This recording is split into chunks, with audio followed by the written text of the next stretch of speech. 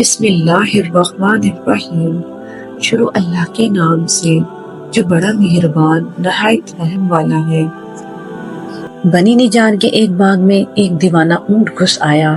جو بھی اس باغ میں جاتا وہ اونٹ اسے کاٹنے کو دھوڑتا تھا۔ لوگ بڑے پریشان تھے اور حضور صلی اللہ علیہ وآلہ وسلم کی خدمت میں حاضر ہوئے اور سارا واقعہ عرض کیا۔ حضور صلی اللہ علیہ وآلہ وسلم نے فرمایا چلو میں چلتا ہوں۔ چنانچہ حضور صلی اللہ علیہ وآلہ وسلم اس باغ کی طرف تشریف لے گئے اور اس اونٹ سے فرمایا ادھر آؤ۔ اس اونٹ نے جب رسول صلی اللہ علیہ وآلہ وسلم کا حکم سنا تو دوڑتا ہوا حاضر ہوا، اپنا سر حضور کے قدموں میں ڈال دیا۔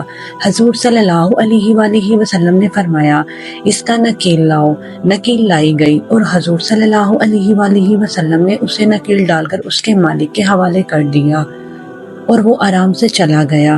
حضور صلی اللہ علیہ وآلہ وسلم نے پھر صحابہ سے فرمایا کافروں کے سوا مجھے زمین و آسمان والے سب جانتے ہیں کہ میں اللہ کا رسول ہوں۔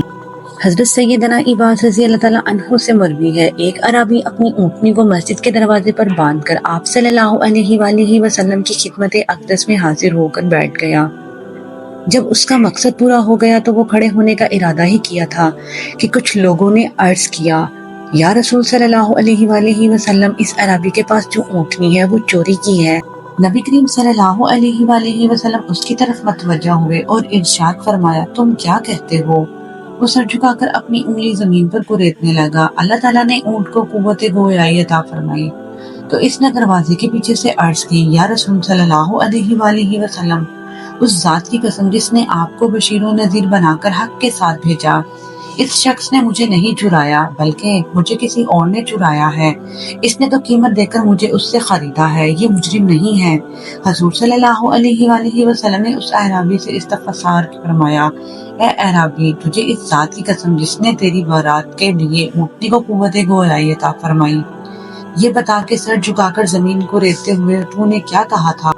اس نے عرض کی یا رسول اللہ صلی اللہ علیہ وآلہ وسلم میں نے عرض کی تھی کہ یا اللہ تو ایسا رب نہیں کہ جس کو ہم نے اپنے پاس سے گھڑ لیا ہو اور نہ ہی تیرے ملک میں تیرا کوئی شریک ہے جو ہماری تخلیق پہ تیری عنایت کرے۔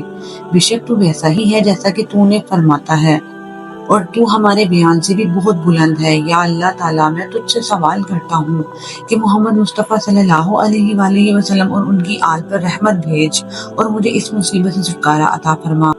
تب حضور صلی اللہ علیہ وآلہ وسلم نے ارشاد فرمایا اس ذات کی قسم جس نے مجھے حق کے ساتھ محبوس فرمایا میں نے گلیوں میں ملائکہ کا ازدحام دیکھا ہے جو تیرے ان کلمات کو لکھ رہے تھے۔ منقول ہے محدثین کرام اللہ قیامت کے دن اپنے قلم دان لیے حاضر ہوں گے۔